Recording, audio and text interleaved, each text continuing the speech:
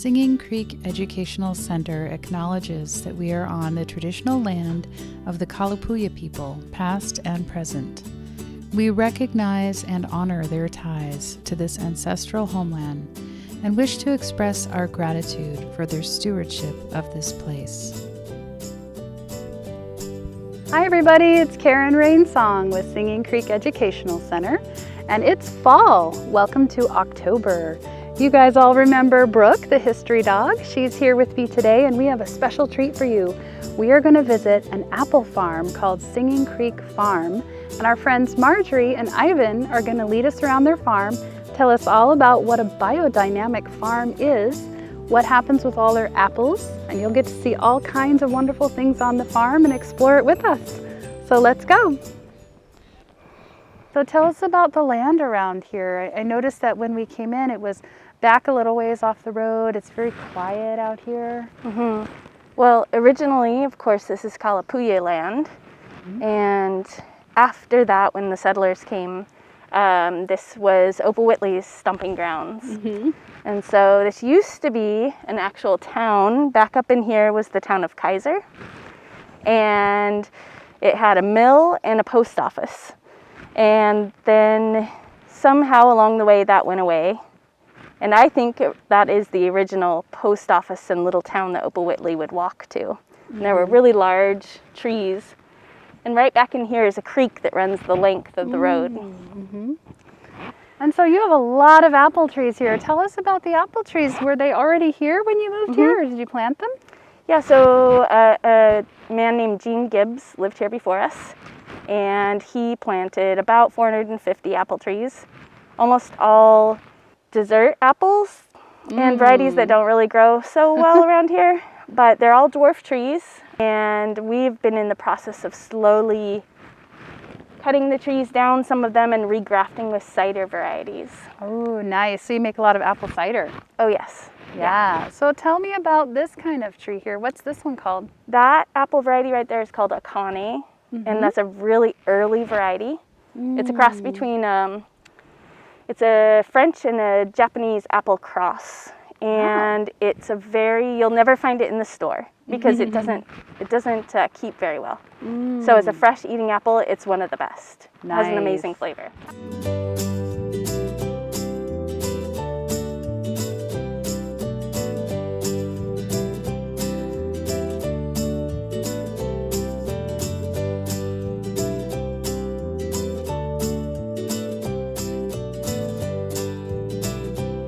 We manage our farm biodynamically.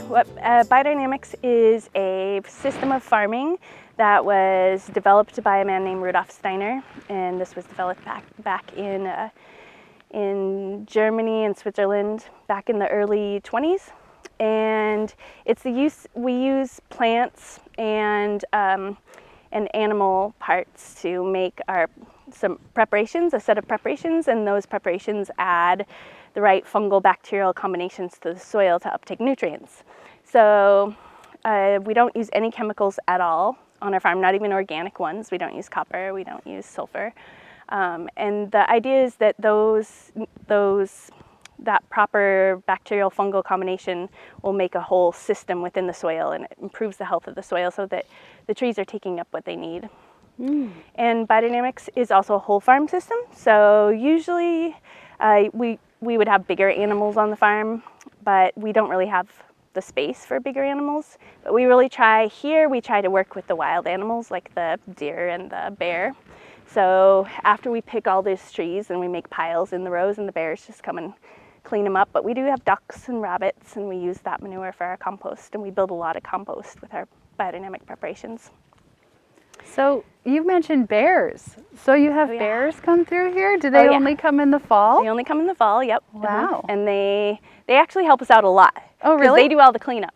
Oh, so that's we just great. pick all the trees. We pick them clean so that the bears don't pull the branches down and break the branches off. So we pick them clean, and then we push the piles out into the aisles, and the bears just literally come through and eat them all and That's great. take care of it. So you get the best apples first for your cider. Yes. And then maybe the Yes. things that aren't quite as good, you just kind of, Yep. leave for the bears or the other animals. Well, that's Yep. great. It's kind of like a cycle, like nature's yeah. cycle. They help Absolutely. you help them. Yep.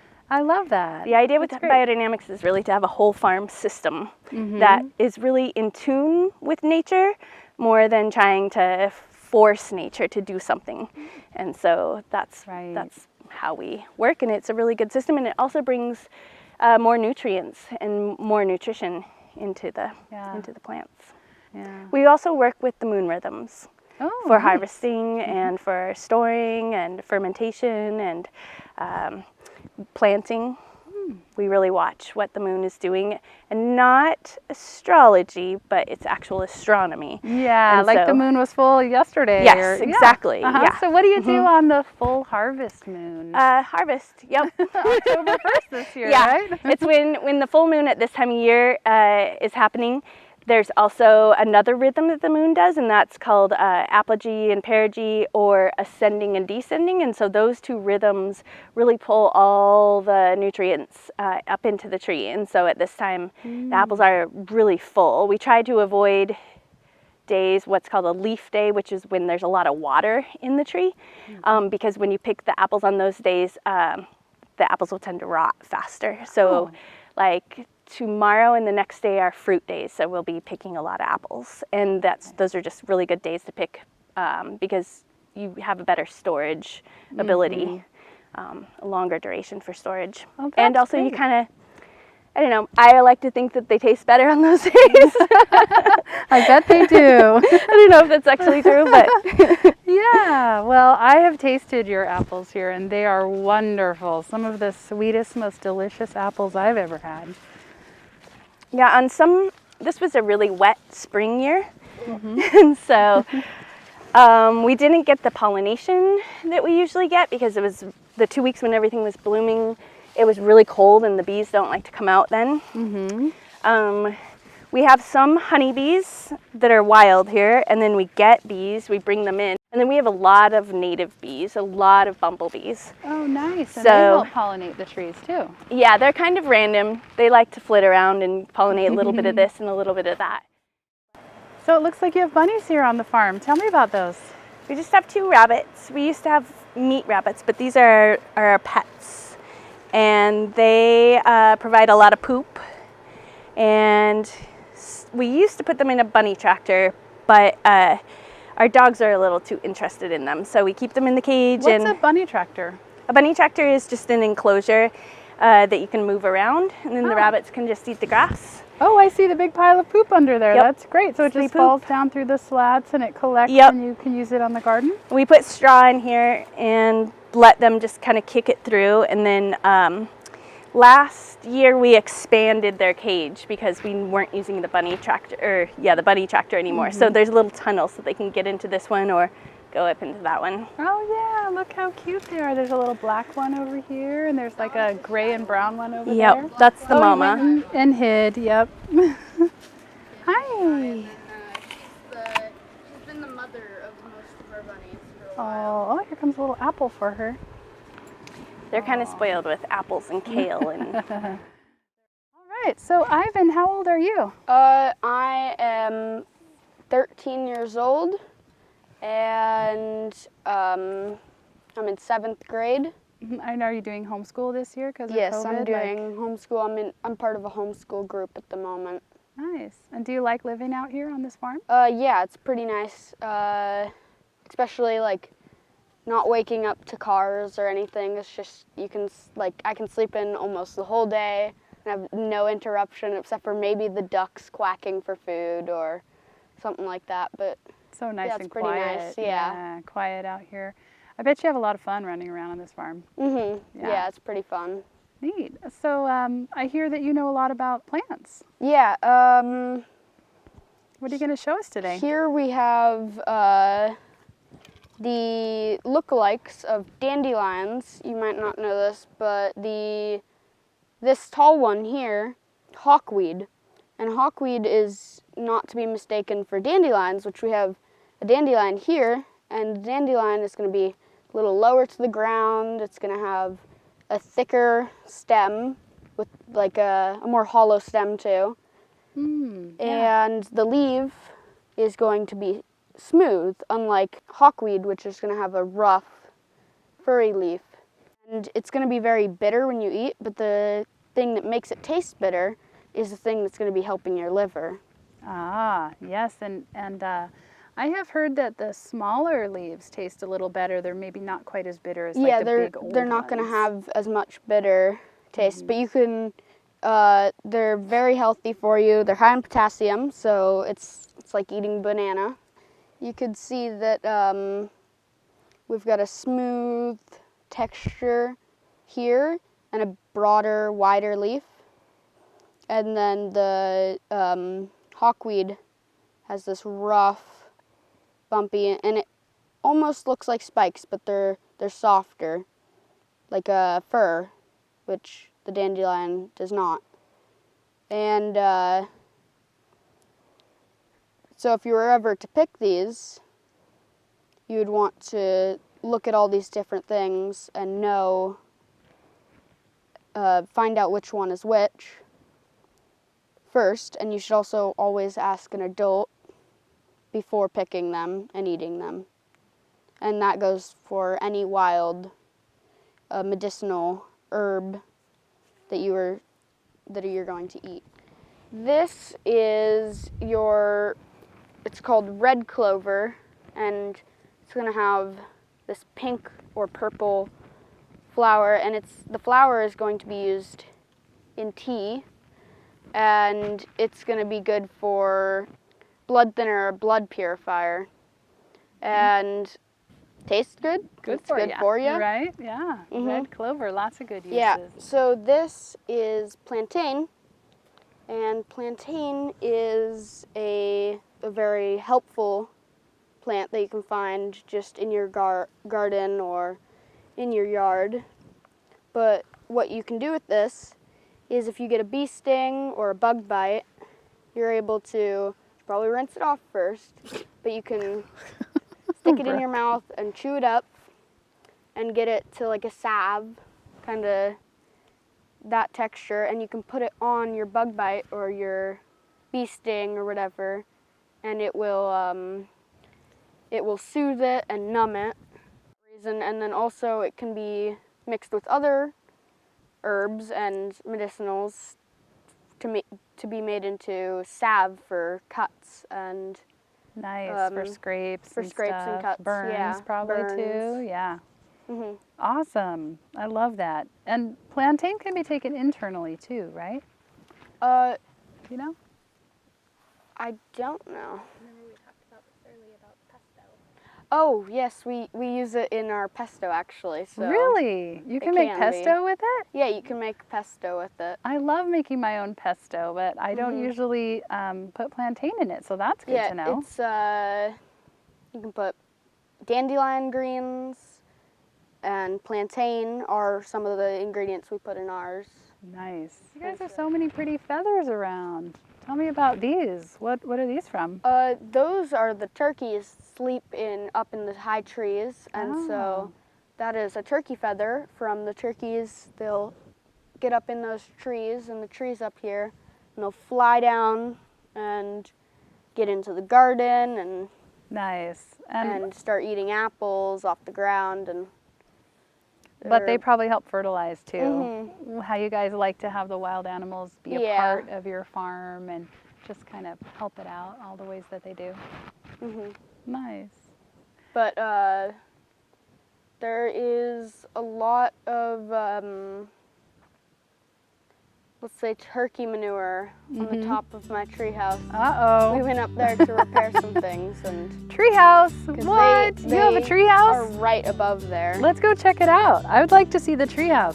I don't think there's turkeys up there right now, maybe, but we're gonna go. We're gonna go check out this treehouse. There's definitely a squirrel that lives up there, and he collects and puts his pine cones in the treehouse themselves, and it's pretty cool. He uses it as a storehouse, right, for the winter? All right, let's go check it out.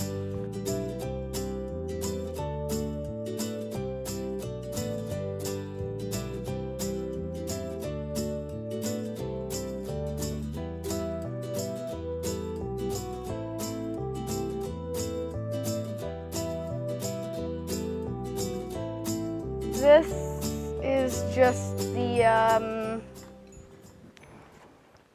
the very rough design for what the treehouse is going to look like once it's done.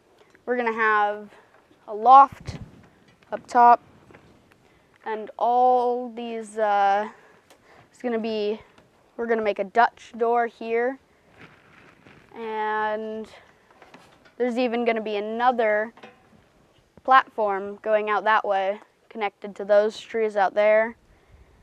And like I said, there's going to be a loft up in here.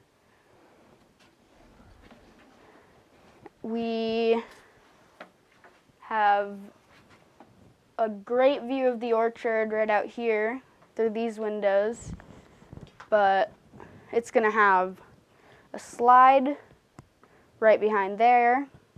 It's going to come out. It's a hatch that's going to be there, and there's going to be a slide behind here.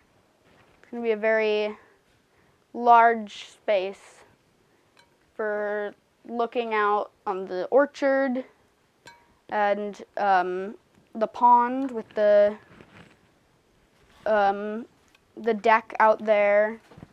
There's going to be another platform in those trees right there.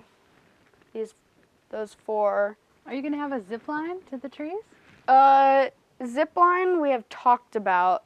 The zip line is not, it's not final yet, but definitely 2 slides and maybe some type of ladder or something instead of the stairs to get up and down. And hey, Ivan, are you going to invite me when it's all done to come play up here with you? Oh yeah. Yeah, it's Nice. going to be pretty cool. I would love that. What are some of the things you think you might do up here? Are you going to sleep out here at night? Oh yeah, that's why the loft is being put in. Nice. And, Going to have some fun sleepovers with your friends, maybe? yeah, you can actually see there's pine cones like stacked in little piles in the corners and stuff all over, because what I've heard the squirrel doing, I've slept up here a couple times, that's why there's mattresses and pillows. Uh-huh. I can hear it in the morning he's just tossing pine cones down onto the roof. Did you And name then- him yet? Nope, we don't have a name for him. He's just kind of, he's up there. He's a gray squirrel. I've seen him a couple times, but I've even seen him climbing on this outside of the house wrap and been able to see like Oh, fun. the reflection of him through, or the shadow. So he thinks maybe it's his pad too. Oh yeah, he's definitely trying to use it. He's Here comes Brooke. stored. Brooke, you want to come up? You want to come and see? Come We on. have Here she comes. Whoa, careful on that spiral staircase. That is a beautiful view out that side. There's a little creek down there. Oh yeah. What's the name of that That's, creek? Does it have a name? That's the Singing Creek. It is. That is what we're calling it, is our Singing Nice. Creek, because From right Opal here Whiteley. here in the winter, right behind here there's a waterfall, and it still trickles right now. Yeah. This is a great view. How beautiful. Oh yeah. Lots of fun. It's like it's a whole different view, because you can just see all the way over the tops of all the trees. Yeah, the pretty valley down there. It's like a little valley between 2 hills. Mhm. And it's so quiet. I love that. You can hear the birds. Yeah. No cars going by.